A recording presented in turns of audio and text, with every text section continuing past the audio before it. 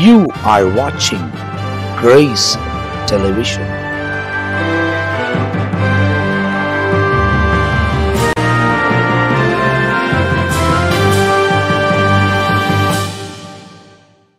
ஆண்டவரும் அருமை இரட்சகராக இயேசு கிறிஸ்துவின் நாமத்தினால் உங்கள் யாவருக்கும் எங்களுடைய அன்பின் வாழ்த்துக்களையும் ஸ்தோத்திரங்களை நாங்கள் தெரிவித்துக் கொள்கிறோம்.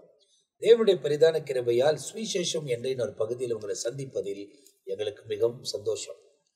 ரொம்ப சந்தோஷமான விஷயம் என்ன அப்படின்னாக்கா, வசனத்தை தொடர்ந்து ஆராய்வதற்கும் வசனத்தை ஆராய்ந்து அறிவதற்கும் தேவன் உதவி செய்கிறார். அதுவும் ஊழியக்காரர்கள் மத்தியில் உட்கார்ந்து தொடர்ச்சியாக பேசும்போது நிறைய காரியத்தை ஆண்டவர் எங்களுக்குள்ளவே பலப்படுத்துகிற எங்களால் உணர முடிகிறது. நிறைய காரியத்தை அறிந்து கொள்ளவும். அதே நேரத்தில் என்னென்னா, இந்த நேரத்தில் உட்காந்து அவங்க பேசும்போது அந்த வசனத்தை கண்காணிக்கும் போது புதிய வெளிப்பாடுகள் எல்லாம் ஆண்டவர் அதிலிருந்து அப்படியே தராரு. நிறைய காரியத்தை புரிந்து கொள்ள தேவன் உதவி செய்கிறார். ஒருவேளை சுருக்கமாய் உங்களுக்கு இந்த வசனங்களை விளக்கலாம். நீங்களும் இந்த வசனத்தை தியானிக்கும் போது நீங்களே உட்காந்து வாசித்து பாருங்க. அநேக வெளிப்பாடுகளை கர்த்தர் தந்து உங்க ஆத்துமாவை பலப்படுத்துவதற்கு அவர் சர்வ வல்லமை உள்ள தேவனாக இருக்கிறார். தேவனுடைய ஊழியக்காரர்கள் தொடர்ந்து நம்ம மத்தியில போன நிகழ்ச்சியை பார்க்கும்போது மத்திய எழுதின சுவிசேஷம் 26ஆம் அதிகாரத்திலிருந்து நாம் தியானித்து கொண்டு வருகிறோம். பஸ்காவை குறித்து அந்த இடத்துல ஆண்டவர் சொன்னதை 17ஆம் வசனத்திலிருந்து 25ஆம் வசனம் வரை அந்த காரியம் சொல்லப்பட்டிருக்கிறது. அதில் பிஷப் ரெவரண்ட் பெனேசை அவங்க ஆரம்பித்து அதில் ஒரு 2-3 வசனங்களை நாம் தியானித்து போன எபிசோட முடிச்சிருக்கிறோம். அதன் தொடர்ச்சியை நம்ம மத்தியில் இந்த பகுதியில் ரெவரண்ட் ஜான் பீட்டர் ஐயா அவர்கள் பகிர்ந்து கொள்ள போகிறார்கள். அதை தொடர்ந்து ஒவ்வொரு வசனமாய் பகுதியாக உங்களுக்கு விளக்கி சொல்லப்படும். நம் நேரடியாய் நிகழ்ச்சிக்குள்ள போய் நம் வசனங்களை தியானிக்க போகிறோம். தேவனுடைய பிள்ளைகள் தெளிவாய் சொன்ன வார்த்தையின் அந்த தொடர்ச்சியாகவே இந்த வேத பகுதி அடங்கியிருக்கிறதினால் அதை நாம் தியானிக்க போகிறோம். பாஸ்டர் சொல்லுவதைப் போல வார்த்தையாய் தியானித்தால் எத்தனை வருஷம் போகும்னு தெரியாது. ஏன்னா யோவான் சொல்றாரு, இதுல இருக்கிற காரியத்தை எழுத போனால் உலகம் கொள்ளாது. அதனால நாம சொல்லிக்கிட்டே இருக்க முடியாது. அதனால அந்த இருக்கிற வார்த்தையை இருக்கிறத அப்படியே கொஞ்சம் உங்களுக்கு சொல்றோம். நீங்க அதை தெரிந்து கொள்ளுங்க. 17ஆம் வசனம், மத்தேயு 26 வசனம் 17. புளிப்பில்லாத அப்ப பண்டிகையின் முதல் நாளில். பஸ்கா பண்டிகை அப்படின்னு சொன்ன பஸ்கா புளிப்புள்ள அப்ப பண்டிகை, அதாவது புளிப்பில்லாத அப்ப பண்டிகைங்கிறது பஸ்கா பண்டிகை. பஸ்காவுக்குள்ள வருகிற ஒண்ணு. இஸ்ரவேல் ஜனங்கள் வெளியில வந்தாங்க. பார்வன் விரட்டி விட்டான், ஓடிடுங்க சீக்கிரம் வந்துட்டாங்க. இப்ப இதான் வாய்ப்புன்னு அவசரமா அவங்க அந்த அப்பம் இதெல்லாம் கொஞ்சம் மாவு பிசைஞ்சுது. முழு ஆயத்தம் இல்லாம இந்த அப்பம் புளிக்கிறதுக்குள்ள நீங்க வெளியில போயிடணும் அப்படிங்கிற அந்த பிரமாணத்துக்குள்ள இருந்தது. அதை தான் பஸ்கா அந்த அடையாளம். அப்புறம் புளிப்பில்லாததை அதை ஒரு பண்டிகை, 7 பண்டிகை குறிப்பா யூதர்களுக்கு ஆண்டவர் கொடுத்தார். அந்த 7ல 3 பண்டிகை விசேஷமா இன்னும் அதுல சுருக்கப்பட்டிருக்கு. பண்டிகைங்கிற தலைப்புல பேசினால்தான் அதை சொல்ல முடியும். அதனால புளிப்பில்லாத அப்ப பண்டிகை கொலோசையர்ல பார்க்கும்போது 1 கொரிந்தியர் 5ஆம் அதிகாரத்தெல்லாம் நீங்க படிக்கும்போது அந்த புளிப்பு எது, புளிப்பில்லாதது எது என்கிற விஷயம் கூட இந்த ஒரு வசனம் மட்டும் குறிப்பிடுகிறேன். 1 கொரிந்தியர் 5ஆம் அதிகாரத்தின் 5, 6, 7 வசனங்கள் சொல்றார். ஆகையால் புளிப்பில்லாதவர்களாய் இருக்கிறபடியே புதிதாய் பிசைந்த மாவாய் இருக்கும்படிக்கு பழைய புளித்த மாவை புறம்பே கழித்து போடுங்கள். ஏனெனில் நம்முடைய பஸ்காவாகிய கிறிஸ்து நமக்காக பலியிடப்பட்டிருக்கிறாரே. அந்த புளிப்பில்லாதது பழச விட்டுருங்க. இப்போ புளிப்பு என்பது பழைய குணம், புளிப்பில்லாதது புதிய ஒரு அனுபவம். அதற்கு விளக்கம் கொடுக்கிறாரு. ஆதலால் பழைய புளித்த மாவோட அல்ல, துர்க்குணம் பொல்லாப்பு என்னும் புளித்த மாவோடு அல்ல. புளித்த அனுபவம் என்பது பழைய வாழ்க்கை, எகிப்தின் அனுபவம், விடுதலை பெறாத வாழ்வு. அதற்கு 2 காரியம் பவுல் இங்க குறிப்பிடுகிறார். துர்க்குணம், கெட்ட குணம் மனுஷர்களுக்கு. பொல்லாப்புன்னா என்ன? பொல்லாப்பு என்பது மற்றவர்களுக்கு துரோகமா செயல்படுற விஷயங்கள். இது. ஆனா இங்க புளிப்பில்லாத அப்படிங்கும்போது இன்னும் பாவத்துக்குள்ள போகல, அவங்க தங்களை காத்து கொள்றாங்க. புளிப்பில்லாத பழைய வாழ்க்கை இல்லை. அப்ப அதுனா என்னவா? துப்புரவு உண்மை, உண்மையான வாழ்க்கை. துப்புரவுன்னு சொன்னா சுத்தமான ஒரு அனுபவம். அப்புறம் சொல்லிட்டு அதை கீழே சொல்றாரு, இன்னும் புளிப்பில்லாத அப்பத்தோட பண்டிகையை ஆசரிக்க கடவுள். இது பெரிய சப்ஜெக்ட். அதனால பழைய புதிய இஸ்ரவேல் ஜனங்கள் எகிப்தை விட்டு வெளியே வந்தவுடனே இருக்கிற காரியத்தை அதை பண்டிகையாக அனுசரிக்கும்படி ஆண்டவர் சொன்னதுதான் புளிப்பில்லாத அப்ப பண்டிகையின் முதல் நாளிலே. இப்ப இதுல 26:1 பார்த்தோம், 2ஆம் வசனத்துல 2 நாள் ஆச்சு, 2 நாள். இப்போ 17ஆம் வசனத்துல பார்க்கிறோம் 1 நாள் ஆயிடுச்சு. அதன் பிறகு கீழே வரும்போது இது சொல்றதுனால சொல்லிடுறேன், 20ஆம் வசனத்துல சாயங்காலமான போது இப்படி படிப்படிப்படியா துரிதமா நெருங்கிக்கிட்டு இருக்கு. சரி, அப்ப இங்க என்ன சொல்றாரு?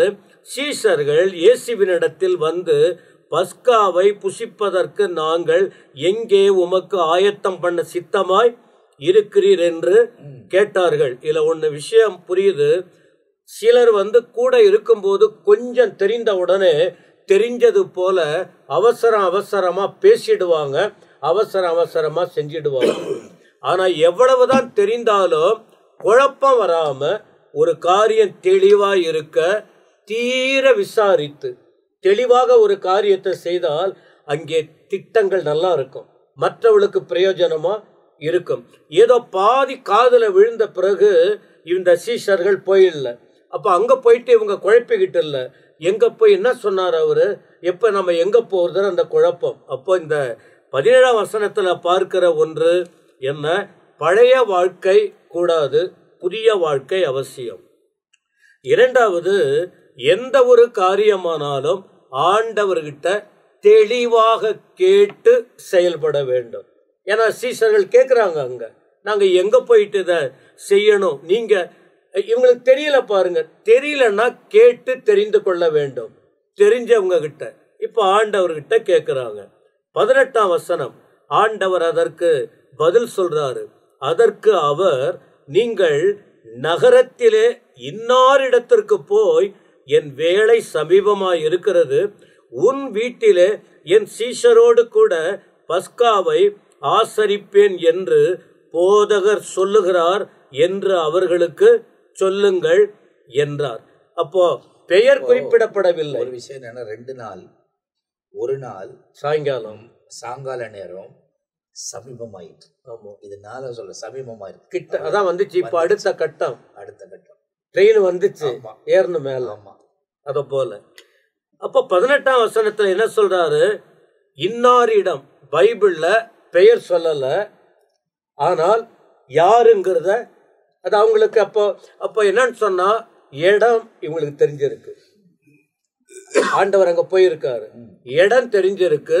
அந்த இடம் இவர்களுக்கு சீஷர்களுக்கும், ஏன்னா எங்க போனாலும் சீஷர்களை கூட தானே அழைச்சிட்டு போனாரு, அங்க போகும்போது அப்படியே பார்த்துக்கிட்டு வந்திருப்பாங்க. அதனால அறிந்த ஒரு இடம்தான். ஆனா இன்னாரிடத்திற்கு போய் பெயர் சொன்ன பிறகு அங்க சொல்றாரு, என் வேலை வந்தது. அவங்களுக்கு விளக்கத்தை சொல்றாரு. அப்போ அவங்க கொஞ்சம் சத்தியத்தை அறிந்த வீடா தான் இருந்திருக்கணும். அந்த மேல் வீட்டுக்கெல்லாம் நம்ம போயிருக்கிறோம், அது எங்க இருக்குன்னு நமக்கு விளங்குகிறது. 2004ஆம் ஆண்டு நாங்க ஒரு 5 பேர் அங்க போயிட்டு அங்க ஊழியத்துல அங்க போயிருக்கிறோம். என்றால் இங்கே இஸ்ரேல் தேசத்துல அங்க போன பிறகு இந்த படம் எல்லாம் போட்டிருக்காங்க. அங்க போயிட்டு பந்தியை குறித்த அந்த சிந்தனை நமக்கு வந்ததுனால அங்க போயிட்டு அதை குறித்த பாடல், அங்க கடவுளுடைய கிருபையினால் அன்னைக்கு அங்கெல்லாம் போய் வெறும் தமிழ் பாட்டு தான் பாடிக்கிட்டு இருந்தோம். ரஷ்ய நாட்டில இருந்து நிறைய பேர், பல தேசத்துல 14 நாட்டுல இருந்து 53 பேர் வந்திருந்தாங்க. நாங்க எல்லாம் கூடி போன இடம் அது. அங்க போயிட்டு இந்த வார்த்தைகளை சொன்னோம். அப்ப இதை சொல்லும் போது ஒன்று விளங்குகிறது, இந்த வேதம் உண்மை, இந்த வேதத்தில் சொல்லப்பட்ட சத்தியங்கள் உண்மை, இதிலே சொல்லப்பட்ட என் ஆண்டவர் உண்மையிலும் உண்மை. அவர் சொன்னவருடைய பாடு, மரணம், அடக்கம், உயிர்த்தெழுதல், அவர் வரப்போகிற சகல சத்தியமும் உண்மையானது. அதனாலதான் உறுதியாய் அந்த யோவானை கேட்கும் போது, நிருபங்களை எழுதும் போது சொல்றாங்க, கண்டது, கேட்டது, தொட்டது, ருசித்ததை நாங்கள் உங்களுக்கு சாட்சியாக பிரசங்கிக்கிறோம், சாட்சியாக எழுதுகிறோம் என்பதாகலாம் நாம பார்க்கிறோம். அப்ப இதற்கு நாங்களும் சாட்சிகள். இப்ப அந்த சம்பவம் படிக்கும் போதே எங்களுக்கு நினைவு வருகிறது. அப்ப இந்த இடத்துல தெளிவா சொல்றாரு, அந்த வீட்டை குறித்து இவங்க அறிந்திருக்காங்க. கரெக்டா போயிட்டு தன்னுடைய விஷயங்களை சொல்றாரு. 19ஆம் வசனம், இயேசு கற்பித்தபடி சீஷர்கள் போய் பஸ்காவை ஆயத்தம் பண்ணினார்கள். அப்போ ஆண்டவர் என்ன சொல்லி கொடுக்கிறாரோ அப்படியே அன்றைக்கு அவர்கள் செய்தாங்க. இன்றைக்கு ஊழியர்களும் விசுவாசிகளும் அவர் கற்பித்தபடியே சொல்லி கொடுத்தபடியே செஞ்சா குழப்பம் இல்லை, தேவ சித்தம் நிறைவேறும். கிறிஸ்தவம் பாதிக்கப்படுகிறதற்கு காரணம் தேவன் சொல்லாததை செய்கிறதினால்தான் குழப்பம் வருகிறது. 20ஆம் வசனம், சாயங்காலமான போது 12 கூட அவர் பந்தி இருந்தார். ஏற்கனவே பந்தியை குறித்து சொல்லிட்டாரு. 21ஆம் வசனம், அவர்கள் போஜனம் பண்ணுகையில் அவர், உங்களில் ஒருவன் என்னை காட்டி கொடுப்பான் என்று மெய்யாகவே உங்களுக்கு சொல்லுகிறேன் என்றார். ஆண்டவருக்கு தெரியும் யாரு காட்டி கொடுக்க போறான். ஏற்கனவே யூதாசை குறித்து 30 வெள்ளிக்கு அவன் போன இடம், சமயம் பார்த்ததெல்லாம் இந்த தியானித்தோம். இப்ப ஆண்டவர் வெளிப்படையா சொல்றார், எவ்வளவு நாள் மர்மமா இருக்க முடியும்? ஏன் இதை சொல்லி கொடுக்கிறார்னா, மற்ற 11 பேர் தவறு செய்யாதீங்க. ஒரு கூட்டம் நாம இருக்கிறோம், யாரோ ஒருத்தவன் தப்பு பண்ணிட்டான், அந்த தவறை நீங்கள் செய்ய கூடாது என்பதற்கு தெளிவாவே நேரடியா சொல்றாரு. உங்களில் ஒருவன் என்னை காட்டி கொடுப்பான்னு முதல்ல பேரை சொல்லாம சொல்றாரு. அப்ப 22ல மிகவும் துக்கம் அடைந்து, எப்பவுமே தப்பு செய்யறவங்க மனசு குத்திக்கிட்டு இருக்கும், தப்பு செய்யாதவங்க மனசு வேதனையா இருக்கும். இப்ப எல்லாம் கேக்குறாங்க, ஐயோ யாரு ஆண்டவுடைய அன்பை எல்லாவற்றையும் கண்டவங்க எல்லாம் சொல்றாங்க, நான் இல்லையே, நான் யோசிக்கலையே, நான் ஒன்னும் பண்ணலையே, இப்ப யாருதான் அப்படின்ட்டு அந்த ஒரு வார்த்தைகளை சொல்லும் போது, அப்ப ஆண்டவர் சொல்றாரு 23ல, நான் பந்தியில கொடுக்க போறேனே, இங்கதான் இருக்கிறான் அவன், இங்க உங்க கூட தான் இருக்கிறான், அவன் தான் என்ன காட்டி கொடுக்க போகிறான்.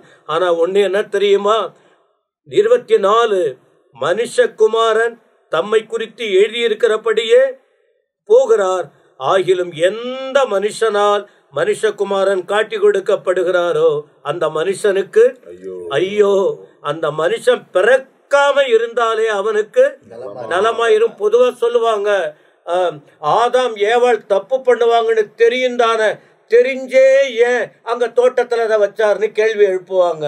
இதெல்லாம் தர்க்கம்லாம் பண்ணிக்கிட்டு இருக்க கூடாது. இந்த இடத்துல இவன் பிறக்காம இருந்தப்ப இவனுக்கு தெரிஞ்சுதானே இவனை கூட வச்சிருந்தார். ஆனால் இவன் மாட்டிக்கிட்டான், அவ்வளவுதான். தெரிந்தால் கூட இதுல ஒண்ணு தெரிஞ்சுக்கணும், ஆண்டவர் எல்லாரையும் நேசிக்கிறார், எல்லாரையும் ஆண்டவர் நேசிக்கிறார். ஆனா அந்த பாவத்துக்கு இவங்க இடம் கொடுக்க ஆரம்பிக்கிறாங்க. எல்லாரையும் அவர் நேசிக்கிறார். 24ல வசனத்தை வெளிப்படுத்துகிறார். இன்னொரு துணிச்சல் பாருங்க. எப்பவுமே ரோமர் 13:5 நீங்க படிச்சீங்கன்னா, நீ தீமை செய்தால் பயந்து இருக்கணும். எப்போ மனசுல தவறு இருக்கோ, நீ தப்பு செய்யறவன்னு தெரியுதோ, ஒன்னும் தெரியாம அமைதியா இருக்கணும். தப்பு செய்யாதவன் போல நடிக்க கூடாது.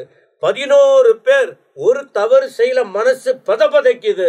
ஆனா இவன் அமைதியா இல்லாம அவங்க சொன்ன அதே வார்த்தையை சொல்றான், நானோ ரபி, நானோ. இவன் வாய் கொடுத்து மாட்டிக்கிட்டான், ஆமா நீதான். இத 25ஆம் வசனம் நீ சொன்ன பாரு, நீதான். அப்ப இதிலிருந்து இருந்து நமக்கு என்ன சொல்லுது, ஆண்டவர் சொல்லுவதை கேட்க வேண்டும், தவறு செய்தால் பயந்து இருக்க வேண்டும், வாழ்க்கையை ஒப்பு கொடுக்கணும் தேவனுக்கு. இப்ப யூதாஸ் நமக்கு ஒரு எச்சரிப்பு, சத்துரு நம்மை ஆண்டவருக்கு விரோதமா செயல்பட வைப்பான்.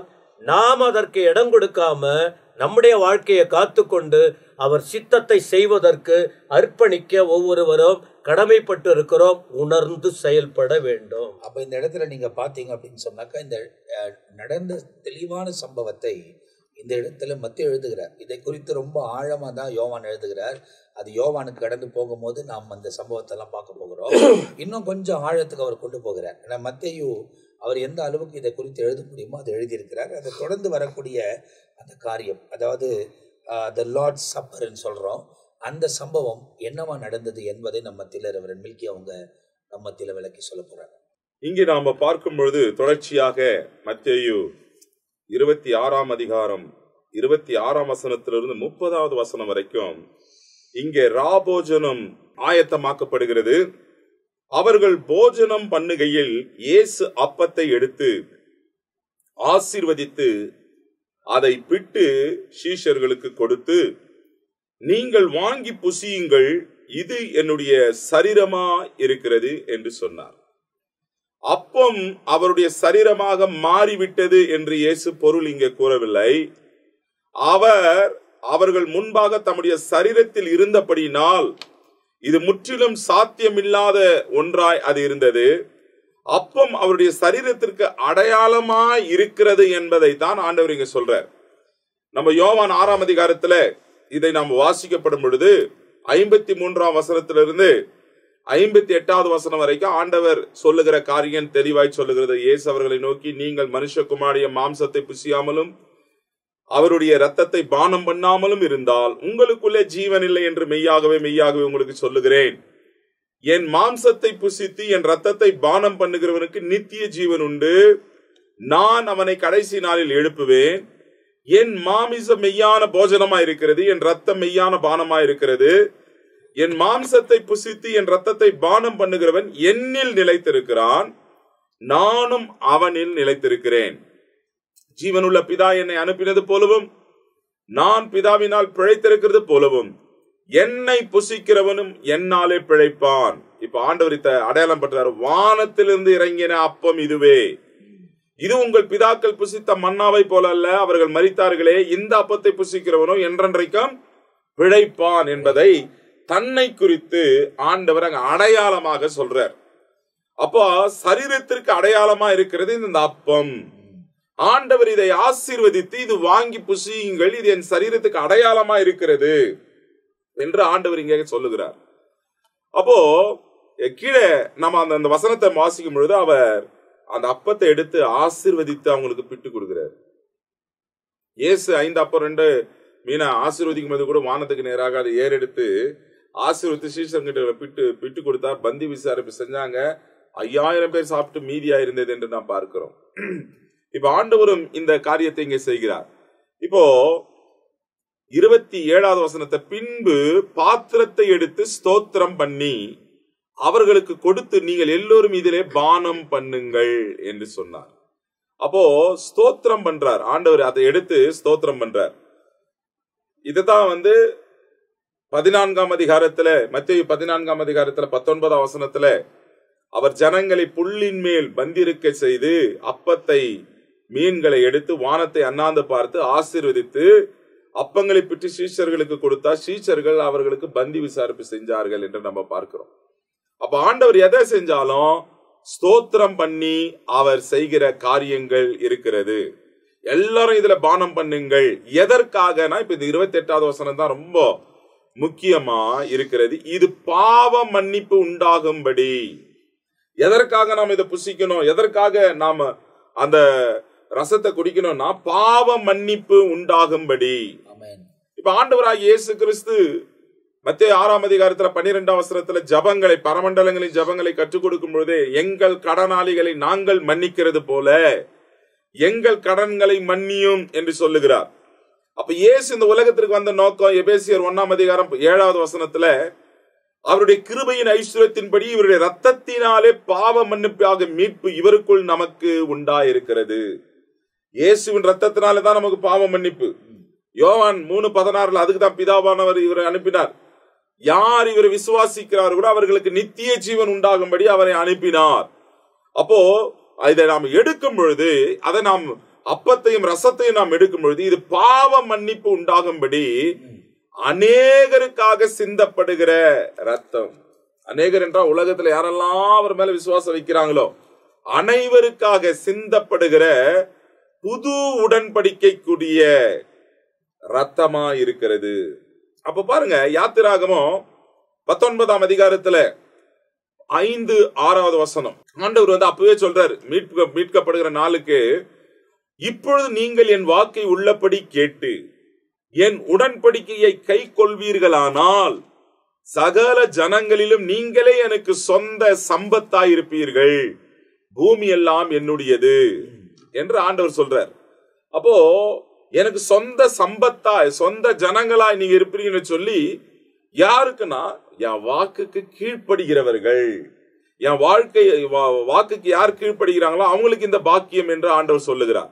அப்ப புது உடன்படிக்கையின் காரியங்கள் எரேமியாவின் நாட்களிலே 31ஆம் அதிகாரம் 31 வசனத்திலிருந்து 34வது வசனம் வரைக்கும் எரேமியாவுக்கு சொல்லும்போது சொல்றார், கடைசி நாட்களிலே என் புது உடன்படிக்கை நான் ஏற்படுத்துவேன். அப்ப ஆண்டவர் சொல்றார் பாருங்க, இதோ நாட்கள் வரும் என்று கர்த்தர் சொல்லுகிறார், அப்பொழுது இஸ்ரவேல் குடும்பத்தாரோடு யூதா குடும்பத்தோடும் புது உடன்படிக்கை பண்ணுவேன். இதுதான் புது உடன்படிக்கை. என் மாம்சத்தை புசித்து என் ரத்தத்தை பானம் பண்ணுகிற புது உடன்படிக்கைய இனி இதை நீங்க செய்யுங்க அப்படின்னு சொல்லி ஆண்டவர் இதை நினைப்பூட்டுதலாக சொல்லுகிறார்.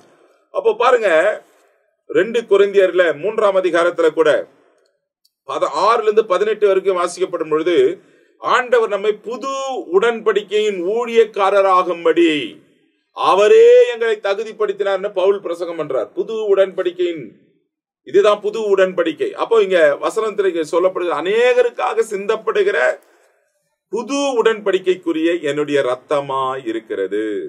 அப்ப இந்த புது உடன்படிக்கையினுடைய காரியங்களை நாம் இன்றைக்கு கூட சபையில செய்து வருகிறோம். சபையாய் நாம் செஞ்சு வருகிற சடங்காச்சாரமான காரியம் ஒண்ணு ஞானஸ்தானம், இன்னொன்று கர்த்தர் அவருடைய மரணத்தை தெரிவிக்கும்படியாக நினைவு கூறும்படியாக சொன்ன இந்த ராபோஜன பந்தி. ஏன்னா அவருடைய வருகை வரைக்கும் இதை நாம் செய்ய வேண்டும். இதுதான் புது உடன்படிக்கை. என்ன சொல்றாரு அதை பற்றி சொல்லும் போதுனா, இதை செய்யும் போதெல்லாம் என்ன நினைவு கூறுவீர்கள், நான் வரும் அளவும் இதை நீங்கள் செய்ய வேண்டும். ஆமா, அப்போ அவருடைய மரணத்தை நாம் நினைவு கூறணும். ஆதி அப்போஸ்தல நாட்கள்ல இப்பொழுது நம்ம சபையில மாசத்துக்கு ஒரு முறை தான் நம்ம நினைக்கிறோம். ஆனா ஆதி அப்போஸ்தல நாட்களில வீடுகள் தோறும் அப்பம் பிட்டாங்களாம். வீடுகள் தோறும் தினந்தோறும் அனுதினமும் இதை செஞ்சுட்டு வந்தாங்க. ஏன் இப்ப இது மாசத்துக்கு ஒரு முறை ஆச்சுன்னு இப்ப நம்மளுக்கு தெரியல. சபையின் காலத்துல வந்தவொடனே அது அப்படி எப்பமெல்லாம் நாம் ஒரு குறிப்பிட்ட பாரம்பரிய சபையில எப்பவெல்லாம் அவங்க கூடி வராங்களோ அப்பெல்லாம் அவங்க அப்பத்தை ஷேர் பண்றதை நம்ம பாக்குறோம். சில வீடுகள்ல இப்ப கூட டெய்லி எப்ப அந்த டெய்லி நம்ம கூடி ஜெபிக்கிறாங்க பாருங்க, குடும்ப ஜெபம். ஆமா, குடும்ப ஜெபம். கேத்தலிக் சபையில கூட மரணம் அங்க இருந்தாலும் அவங்க என்ன பண்றாங்க, அதை நினைவு கூர்ந்து அப்ப போயிட்டு அதாவது எல்லா இடங்களிலும் இப்போது தற்போது சத்தியத்துக்குள் வர வர வர அதை தொடர்ந்து கடைபிடிக்க ஆரம்பிச்சிருக்கிறாங்க. ஊழியக்காரங்க எனக்கு தெரிஞ்ச நிறைய பேர் அவங்க கேரி பண்ற பேக்ல இல்ல சூட் கேஸ்ல வச்சிருக்கிறாங்க. டெய்லி காலையில அவங்க தேவனோடு கூட சஞ்சரித்து அந்த ஜெபம்லாம் முடித்த பிறகு அவர்கள் அதை எடுத்து நினைவு கூறுகிறத நான் பார்த்திருக்கேன். டெய்லி பயந்து வாழ்வதற்கு, நான் பாவம் செய்யக்கூடாது, அந்த ஒரு உணர்ந்து வாழுறதுக்கு அதை கடைபிடிக்கிறது நல்லது. ஊழியர்களாய் கூடி வரும்போது, சபையாய் கூடி வரும் பொழுது அவருடைய மரணத்தை நாம் நினைவு கூற வேண்டும். ஒவ்வொரு நம்முடைய செய்தியின் தலைப்பில கல்வாரி கிட்ட நம்ம வரணும். ஜனங்களை கல்வாரி சிலுவைக்கு நேராக நடத்தணும். கிறிஸ்து நம்ம இப்ப ஆசீர்வதிக்கிறார், உயர்த்துகிறார், பலப்படுத்துகிறார். எதற்காக? அவர் செஞ்ச சகல உரிமைகளை உரிந்து கொண்டது கல்வாரி சிலுவையில. சிலுவை கிட்ட நம்ம வழி நடத்தாமல் நம்ம போகவே கூடாது.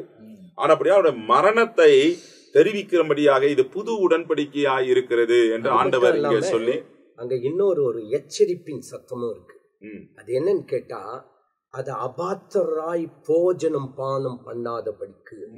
அப்போ அந்த வசனம் என்ன சொல்ற, அபாத்திரமாய் போஜனம் பண்ணுகிறவன் கர்த்தருடைய சரீரம் இன்னதென்று நிதானித்து அறியாததினாலே தனக்கு ஆக்கினை தீர்ப்பு வரும்படி போஜனம் பண்ணுகிறான்.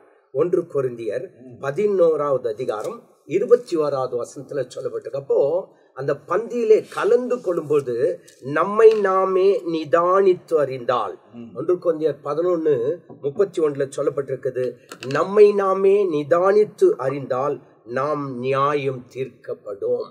அப்போ அந்த பந்திக்கு முன்னாடி நாம் இருக்கும்போது நம்மை நிதானித்து பார்க்க வேண்டும். இவ்விதமாக கிறிஸ்துவனுடைய மரணத்தை, புது உடன்படிக்கையின் இரத்தத்தை நாம் நினைவு கூற வேண்டும். இப்படி அவர் சொல்லின பின்பு அவர்கள் ஸ்தோத்திர பாட்டை பாடின பின்பு ஒலிவ மலைக்கு புறப்பட்டு போனார்கள் என்று நாம் பார்க்கிறோம். இந்த பஸ்காவை இஸ்ரவேல் தேசத்துல அனுசரிக்கும் பொழுதெல்லாம் ஸ்தோத்திர பாட்டை பாடுவாங்க. சங்கீதம் 118வது சங்கீதத்தை அவர்கள் பாடுகிறது வழக்கமாக இருந்தது. தாவீதை இஸ்ரவேலின் மேலே ராஜாவாக மாற்றும் பொழுது எழுதப்பட்ட சங்கீதம் தான், தாவீதால் எழுதப்பட்ட சங்கீதம் தான் இந்த சங்கீதம் 118வது சங்கீதம். ஆண்டவர் எப்படி ஸ்தோத்திர பாட்டு, அந்த சங்கீதத்துக்கு பேரே ஸ்தோத்திர பாடல் அப்படின்னு தான் சொல்லப்பட்டிருக்கிறது. ஸ்தோத்திர பாட்டை பாடினார்கள். இப்போ எபேசியர்ல வசனத்தை நம்ம பார்க்கும்பொழுது தேவ பிள்ளைகள் ஒருவருக்கொருவர் எப்படி நாம் இருக்கணும் அப்படின்னா, எபேசியர் 5ஆம் அதிகாரம் 19-20 வசனம் சொல்றது, சங்கீதங்களினாலும் கீர்த்தனைகளினாலும் ஞான பாட்டுகளினாலும் ஒருவருக்கொருவர் புத்தி சொல்லிக் கொண்டு உங்கள் இருதயத்தில் கர்த்தரை பாடி கீர்த்தனம் பண்ணி நம்முடைய கர்த்தராகிய இயேசு கிறிஸ்துவின் நாமத்தினாலே எப்பொழுதும் எல்லாவற்றுக்காகவும் பிதாவாகிய தேவனை ஸ்தோத்தரிக்க வேண்டும். இன்னைக்கு வர்ற பாடலெல்லாம் ஸ்தோத்திர பாட்டா? இன்னைக்கு வர்ற பாடலெல்லாம் வித்தியாசமா இருக்கிறது. சாட்சியின் பாடல், சாட்சியா ஒரு பாடல் பண்ணா ஒரு அனுபவ பாடல், மற்றும் அந்த கவலையா இருக்கும்போது எழுதுகிற பாடல். இப்ப எந்த பாட்டை எப்ப பாட வேண்டும் என்று நாம் தெரிந்து கொள்ள வேண்டும். இப்ப பழைய புத்தகங்கள்லாம் நீ பாத்தீங்கன்னா, அதாவது கீர்த்தனை பாடல்கள்ல நம்ம பார்க்கும்போது அட்டவணை கொடுக்கப்பட்டிருப்பாங்க. ஸ்தோத்திர பாடல், ஆராதனைக்குரிய பாடல்கள், மரண நேரத்துல பாட வேண்டிய பாடல்கள், பரலோகத்தை குறித்து பாடல்கள் எல்லாம் வகைப்பட்டு இருக்கும். இப்ப பாடல்களை நாம் தெரிந்து கொள்ளும் பொழுது ஸ்தோத்திர பாடல், இன்னைக்கு அவங்க பாடின பின்பு அவர்கள் ஒலிவ மலைக்கு போனார்கள் என்று நாம் பார்க்கிறோம். அப்போ தேவ பிள்ளைகளாகிய நாம் கூடி வரும் பொழுதெல்லாம், அவருடைய பந்தியை நாம் அனுசரிக்கும் பொழுதெல்லாம் ஸ்தோத்திர பாட்டை பாடின பின்பு அவர்கள் ஒலிவ மலைக்கு சென்றார்கள். அப்போ இந்த பகுதியில் நீங்க பார்க்கும் போது ஒலிவ மலைக்கு அவங்க போறாங்க, அந்த பந்தியில பங்கு கொள்றாங்க, ஆயத்தம் பண்ணப்படுகிறது. ஆயத்தமானதுல யூதாஸ் உடைய காரியங்கள் சொல்லப்படுகிறது. அதுக்கு பிறகு எல்லாமே பந்தி எடுக்கிறாங்க. ஆண்டவர் சொல்ல வேண்டிய எல்லாவற்றையும் சொல்லி அதுக்கு பிறகு அவர்கள் ஒலிவ மலைக்கு கடந்து போனார்கள் என்று எழுதப்பட்டிருக்கிறது. அடுத்த 31 வசனத்திலிருந்து 35ஆம் வசனம் வரை என்ன சம்பவங்கள் எழுதப்பட்டிருக்கிறது என்பதை நம்ம பிஷப் ரெவரண்ட் பெனி எசாய் அவர்கள் நமக்கு விளக்க போகிறார். 31வது வசனத்தில் இயேசு அவர்களை நோக்கி, மெய்யாகவே மெய்ப்பனை வெட்டுவேன், மந்தையின் ஆடுகள் சிதறடிக்கப்படும் என்று எழுதியிருக்கிறபடி இந்த ராத்திரியிலே நீங்கள் எல்லோரும் என் நிமித்தம் இடர்ல அடைவீர்கள் என்று வசனத்தில் வாசிக்கிறோம். இந்த வசனத்தை வாசிக்கும் போது எனக்கு ஒரு குறிப்பிட்ட ஒரு சம்பவமும் சூழ்நிலைகளும் ஞாபகத்துக்கு வருகிறது. உதாரணமாக 12 சீஷர்களும் இயேசுவும் ஒரு கூட்டமாய் இருந்தார்கள். அப்போஸ்தலர்கள் அங்கே இருந்தார்கள். ஒரு குறிப்பிட்ட ஒரு ரெஜிஸ்ட்ரேஷன் ஒன்று நடத்துகிறோம் அப்படின்னு சொன்னால்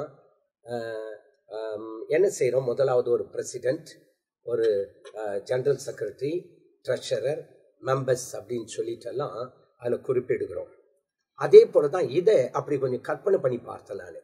அப்படி பார்த்தா அந்த 13 பேரில் ஒரு பிரசிடெண்ட்டாக யார் இருந்திருக்கணும்? ஒரு உதாரணத்துக்கு தான் சொல்கிறோம், உங்களை புரிந்து கொள்ள முடியாது. ஒரு பிரசிடெண்ட்டாக இருந்தால் யாராக இருந்திருக்கணும்? இயேசு கிறிஸ்து பிரசிடென்ட். ஒரு செக்ரட்டரி, ஜெனரல் செக்ரட்டரியாக இருந்தால் ஐயா சொன்ன மாதிரி பேதுருவா இருந்திருக்கணும். ட்ரெஷரர்னு சொன்னால் யூதாஸ். மீதி இருக்குங்கெல்லாம் மெம்பர்ஸ். அப்போ அந்த 12 பேரை நம்பி தான் ஆண்டவர் ஊழியத்தை ஒப்பு கொடுத்தாரு. அதுல பார்த்தீங்கன்னா இந்த 26வது அதிகாரத்துல 2 விசேஷித்த நபர்களை குறித்து சொல்லப்பட்டிருக்கு. அது யாரு அப்படின்னு சொன்னா, ஒரு ட்ரெஷரரை பற்றி சொல்லியிருக்கு. ஏன்னு கேட்டா அவன் தான் காட்டி கொடுக்க போகிறான் அப்படின்னு. ஆனா ஜெனரல் செக்ரட்டரி பற்றி இப்ப இங்க சொல்லியிருக்கு. என்ன அப்படின்னு பார்த்தா, ஆமா என்னன்னு கேட்ட பேதுரு அவருக்கு பிரதியுத்தரமாக, உமது நிமித்தம் எல்லாரும் இடர்ல அடைந்தாலும் நான் ஒரு காலம் இடர்ல அடையேன் அப்படின்ட்டார். அப்போ பாத்தீங்கன்னா இங்க ட்ரெஷரர் அவுட். இப்ப ஜெனரல் செக்ரட்டரி பார்த்துட்டா அவர் மறுதளிக்கிறவராய் இருந்தார். அவரே வாய்க்குத்து மாற்றாரு. இப்போ பிரசிடென்ட் மறிக்க போறாரு, சிலுவையில் அறையப்பட போறாரு. அதே நேரத்துல இந்த ஜெனரல் செக்ரட்டரி இது மறுதளிக்க போறாரு, ட்ரெஷரர் இப்போ காட்டி கொடுக்க போறாரு. இப்போ மீதி இருக்கிறது எத்தனை பேர் தான்? 10 பேர் தான். இதுலயும் ஒரு நபர், அவருக்கு சந்தேக பிறவி, அவரும் சந்தேகப்படுகிறவர். அந்த 10லயும் 1 போயிடுச்சு. மீதி இருக்கிறது 9 பேர் தான். இவர்களை நம்பிதான் தேவன் பொறுப்பை ஒப்படைக்கிறார். அப்ப இங்க பார்த்தீங்க அப்படின்னு சொன்னா, பேதுருவை குறித்து பார்க்கும்போது நான் இடரல் அடையேன் என்று அங்கே சொல்லுகிறார். ஏன்னா ஒரு விஷயம் என்னன்னா 31-31 வசனத்துல அவர் சொல்லும் போது ஒரு தீர்க்க தரிசனத்தை உள்ள கொண்டு வர்றார். சகேரியா 13:7 ஆமா, சகேரியா 13:7 வந்து மெய்ப்பெண் பிடிப்படும் போது மந்தை செதறி போகும் என்று எழுதப்பட்டிருக்கிறது. சோ அந்த சம்பவம் இதை குறித்து தான் எழுதப்பட்டிருக்கிறது. இப்போ நிறைவேற போகிறது என்பதை ஆண்டவர் அங்க சொல்றார். ஏன் கேட்டா அங்க சொல்லப்பட்டிருக்க எழுதப்பட்டிருக்கப்படி என்ற வேத வசனத்தபடி அந்த வசனத்தை ஒரு முறையாய் வாசிக்கலாமா? பட்டயமே என் மேய்ப்பெண் மேலும் என் தோழனாகிய புருஷன் மேலும் எழும்பு என்று சேனைகளின் கர்த்தர் சொல்லுகிறார். மேய்ப்பெண்ணை வெட்டு, அப்பொழுது ஆடுகள் சிதறி போகும், ஆனாலும் என் கரத்தை சிறுவர் மேல் திருப்புவேன். ஆமென். இப்போ சிதறி போகும் என்று எழுதி இருக்கிற அந்த வசனம் இந்த இடத்துல அப்போ அதை சொல்லும் போதுதான் இயேசு வந்து அதை சொல்றாரு. ஏன்னா நான் பிடிபட போறேன், என்னோடு கூட இருக்கிற மந்தை நீங்க அந்த ஆடுகள் நீங்க செதறி போக போறீங்க அப்படின்னு சொன்ன உடனே பேதுரு உடனே அதிக பிரசங்க தனமாக உடனே என்ன பண்றாரு, யார் செதறினாலும் நான் போக மாட்டேன் என்று. அப்போ நான் இடரல் அடைய மாட்டேன்.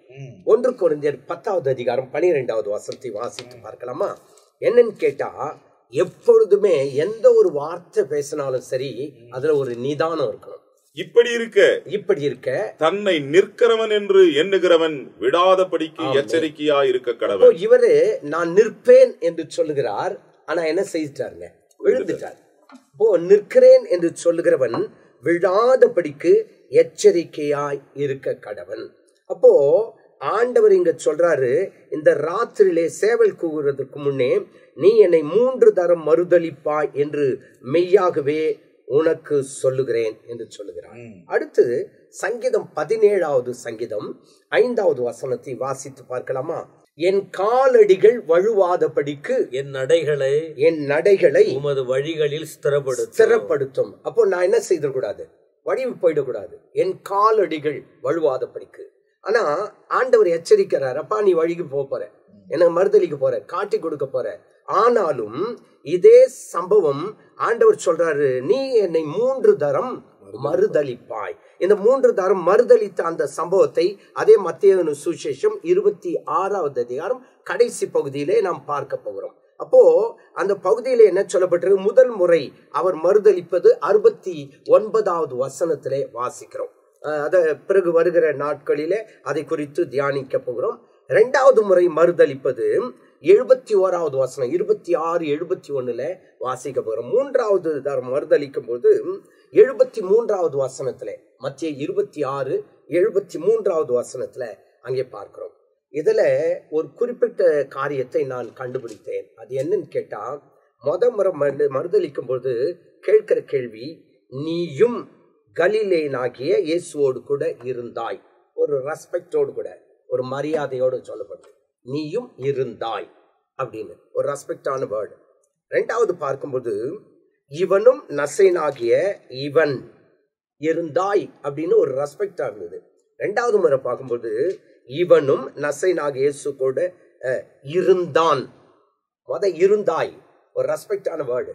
ஆனா 2வது முறை மறுதலிக்கும் போது இருந்தான், மரியாதைங்க போயிடுச்சு. 3வது முறை பாருங்களேன், சற்று நேரத்துக்கு பின்பு அங்கே நிற்கவள் பேதுருவிடத்தில் வந்து மெய்யாவே நீயும், அப்போ நீங்க அப்படின்றது வேற, நீன்றது ஒரு ரெஸ்பெக்ட் இல்லாத ஒரு, நீயும் அவர்களில் ஒருவன், உன் பேச்சு உன்னை வெளிப்படுத்துகிறது. அப்போது அவன் அந்த மனுஷனை அறியேன் என்று சொல்லி சபிக்கவும் சத்தியம் பண்ணவும் தொடங்கினான். எப்போ தேவனை விட்டு நம்ம தூரமா போறோமோ அப்போ நம்முடைய மரியாதை நம்ம விட்டு போயிடுது. ரெஸ்பெக்ட் கிடையாது. முறை ரெஸ்பெக்டோடு கூட பேசுறது, 2வது முறை கொஞ்சம் ரெஸ்பெக்ட் குறைஞ்சிச்சு. 3வது முறை பார்க்கும்போது சுத்தமா ஒண்ணுமே இல்லாம போயிடுச்சு. இங்க பாருங்க, அடுத்து பார்க்கும்போது அதற்கு பேதுரு, நான் உம்மோடு கூட மரிக்க வேண்டியதா இருந்தாலும் உம்மை என்ன செய்ய மாட்டேன், மறுதலிக்க மாட்டேன் என்று அங்க சொல்லுகிறதாக வசனத்திலே வாசிக்கிறோம். அருமையான கர்த்தருடைய பிள்ளைகளை, எச்சரிப்பின் சத்தத்தை கேட்டும் கூட அங்கே பேதுரு மறுதலித்ததை நாம் பார்க்கிறோம். இன்றைக்கு ஆண்டவராக இயேசு கிறிஸ்து சீக்கிரமாய் வரப்போகிறார் என்ற எச்சரிப்பின் சத்தத்தை கேட்டும் இன்னும் கூட நாம் அறியாதபடிக்கு இன்னும் தவறுகளை செய்து கொண்டே இருக்கிறோம்.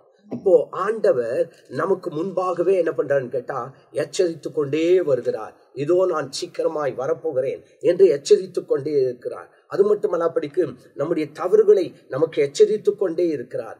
ஆனாலும் நாம் இன்னும் அறியாத படிக்கு, அவருடைய சத்தத்திற்கு செவி கொடாத படிக்கு நாம் போய் கொண்டிருக்கிறோம். இங்கே வசனத்திலே வாசிக்கும் பொழுது 31வது வசனத்திலிருந்து 35வது வசனம் வரையிலும் பார்க்கும்போது, அந்த பேதுரு ஆண்டவரை மறுதலிக்க போகிறான் என்ற எச்சரிப்பின் சத்தத்தை ஆண்டவர் அவனுக்கு கொடுக்கிறது போல, இன்றைக்கு நம்முடைய வாழ்க்கையிலும் தேவன் நம்மை எச்சரித்து கொண்டிருக்கிறார். இன்றைக்கு நாம் அவரை காட்டி கொடுத்திருக்கிறோமா, அவரை மறுதலித்து கொண்டிருக்கிறோமா? அவர் செய்த நன்மைகளை ஒரு நாள் என்ன செய்யக்கூடாது, மறக்க கூடாது. கர்த்தர் செய்த நன்மைகளை ஒரு நாளும் மறவாதே என்று பாடுகிறது போல மறக்க கூடாது. ஒருவேளை இந்த பேதுரு என்ன பண்ணியிருக்காரு, மற்றவங்க எல்லாம் ஓடிட்டாங்களாம், மற்ற சீஷர்கள் எல்லாம் ஓடிட்டாங்க.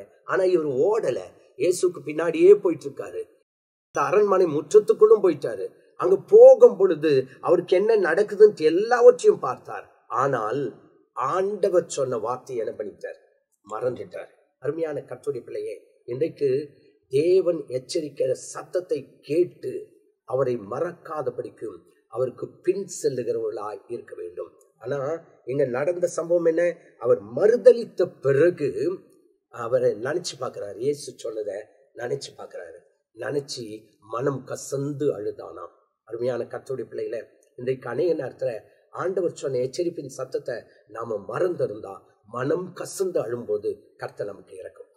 அப்ப இந்த இடத்துல பைபிள்ல நீங்க பார்க்கும்போது இந்த பகுதியில உங்களுக்கு பஸ்காவை குறித்தும், அடுத்தது பந்தியை குறித்தும், மூன்றாவது தீர்க்கதரிசனம் நிறைவேறுகிறதை குறித்தும், பேதுரு அவரை மறுதலிக்க போகிறார் என்ற அந்த காரியத்தை ஆண்டவர் அவனுக்கு தெளிவுபடுத்தினதையும் இந்த பகுதிகளில் நமக்கு எழுதப்பட்டிருக்கிறது. அப்ப வரப்போகிற பகுதிகளில தொடர்ந்து கெத்சமனி பூங்காவில் அவர் ஜெபம் பண்ணினது குறித்தும், அதே நேரத்துல அவர் கைது செய்யப்பட்டதும், அதுக்கு பிறகு அவரை கொண்டு போய் செனடர்ல நிறுத்துறாங்க. அந்த காரியங்கள் எல்லாம் அடுத்த பகுதியில நாம் பார்க்க போகிறோம். நம்ம போக போக போக ரொம்ப முக்கியமான பகுதிகளுக்கெல்லாம் கடந்து போகிறோம். ஸோ அதனால கொஞ்சம் நேரம் எக்ஸ்ட்ரா ஆகலாம், பரவாயில்ல. ஆனாலும் தேவ வசனத்தை கேளுங்கள், தேவனோடு நடங்கள். ஆண்டவர் உங்கள் வாழ்க்கையில மேன்மையான காரியங்களை செய்வார். இதுவரை விளக்கத்தை கொடுத்திருக்கிற ஆவியானவர் அதே நேரத்தில் தேவன ஊழியக்காரர்கள் மூலியமாய் நமக்கு வெளிப்பட்டிருக்கிறார். அவருடைய நாம மகிமைப்படட்டும். இந்த நிகழ்ச்சியை பார்க்குற நீங்கள் மற்றவங்களோட பகிர்ந்து கொள்ளுங்க, அவர்களும் அறிந்து கொள்ளட்டும். நீங்களும் வசனத்தை தியானிங்க, தேவனோடு நடக்க உங்களை ஒப்பு கொடுங்க. ஆண்டவர் உங்கள் வாழ்க்கையில மேன்மையான காரியங்களை செய்வார். அடுத்த பகுதியில் சந்திக்கிற வரை நாங்கள் உங்கள்கிட்ட விடை பெறுகிறோம். கர்த்தர் உங்களை ஆசீர்வதிப்பாராக. ஆமென்.